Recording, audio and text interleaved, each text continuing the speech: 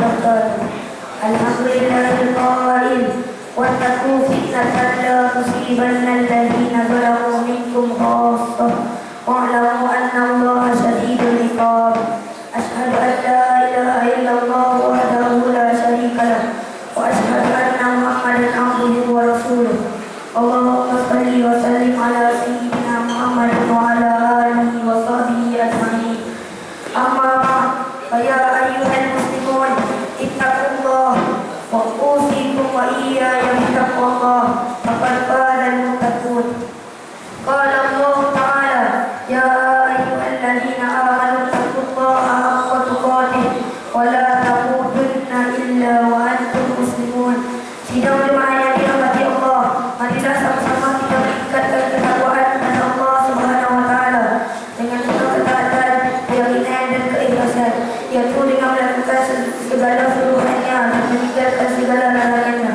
Mudah-mudahan kita menjadi insan yang bertakwa seterusnya selamat dan jaya di dunia serta di akhirat. Tajuk khutbah kita pada kali ini adalah gejala fitnah menentukan ummah.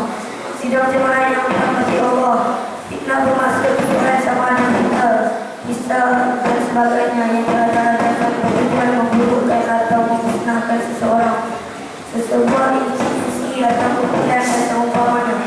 Dalam zaman serba moden dan era teknologi ini, penyebaran fitnah mudah berlaku sama ada melalui siaran televisyen atau radio, khidmat pesanan ringkasan SMS, email, zaman sesawang atau blog dan sebagainya. Penyebaran berita fitnah tersebut berlaku dengan cepat, meluas dan mudah diperolehi tanpa sebarang kewaspadaan untuk menyelidik maklumat yang diterima seterusnya tanpa agak-agak disampaikan kepada yang lain. Sikap ini amat ditegak oleh Islam. Ini kerana Islam menganjurkan umatnya agar setiap berita yang sampai terutamanya melalui orang yang digolongkan sebagai fasik, iaitu mereka yang tidak mempedulikan berita Allah Subhanahu wa taala tanpa diselidiki terlebih dahulu sebelum disebarkan kepada yang lain.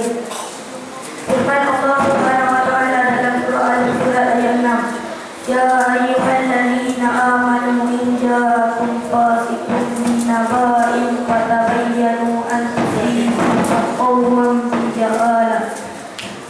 bijahalatin fatusbihu ala ma fa'altum nadimin.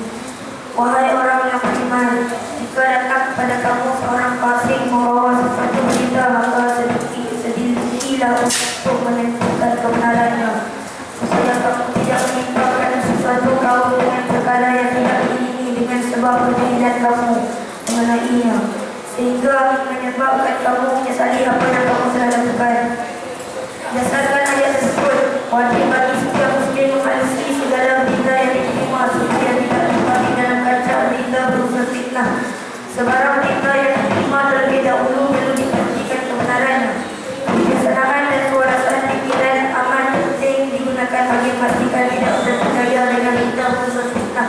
Budaya menaruh fitnah adalah sesuatu yang keji dan amat dibenci oleh Islam, sehingga ianya dikategorikan sebagai dosa besar dalam Islam. Sidang jemaah yang dirahmati Allah, menabuh fitnah dengan tempat dan sebagainya berlaku sama ada disadari atau tidak, termasuk dalam sikap buruk apabila seseorang yang datang menceritakan keburukan seseorang biarpun tanpa menyebut nama pelakunya, tetapi diketahui oleh orang yang mendengarnya. Penyebar berita biasanya menyebut dengan kabar atau kabar lagi. Bagaimanapun, apabila berita tersebut disampaikan daripada seseorang ke seseorang, diulang-ulangkan maklumat yang belum sahih, itu seolah-olah sudah menjadi fakta dan fitnah benar. Antara ancaman dan usaha fitnah dan penabuh fitnah yang disebutkan oleh Al-Quran dan Al-Sunnah ialah: pertama, penabuh fitnah dan penutupan disifatkan sebagai sekeji-keji manusia. Hadis daripada Abdul Rahman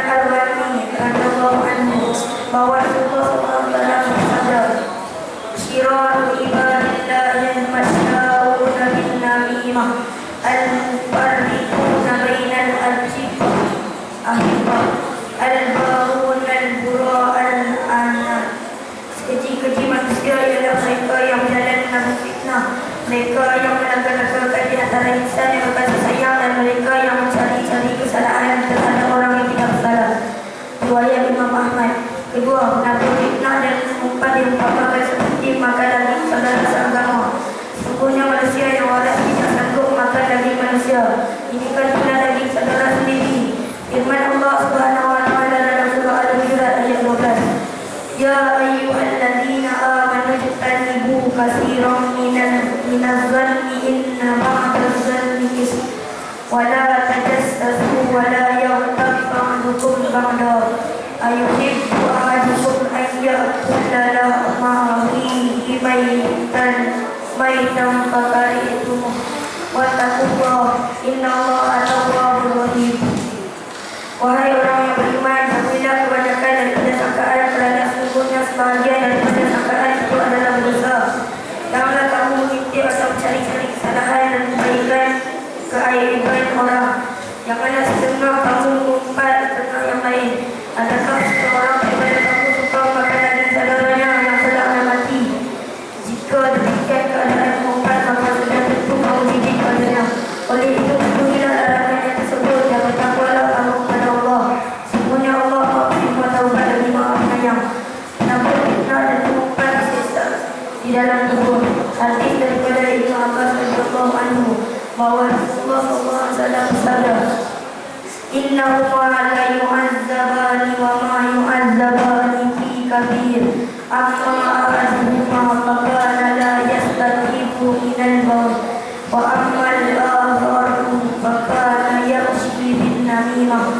Sungguhnya mereka berdua diazab dan tidaklah mereka berdua diazab disebabkan dosa-dosa besar yang mereka lakukan, tapi disebabkan salah seorang mereka tidak dapat menghapuskan air kecilnya dan seorang lagi memecah belah masyarakat dan berjalan dengan fitnah. Riwayat Imam Al-Bukhari.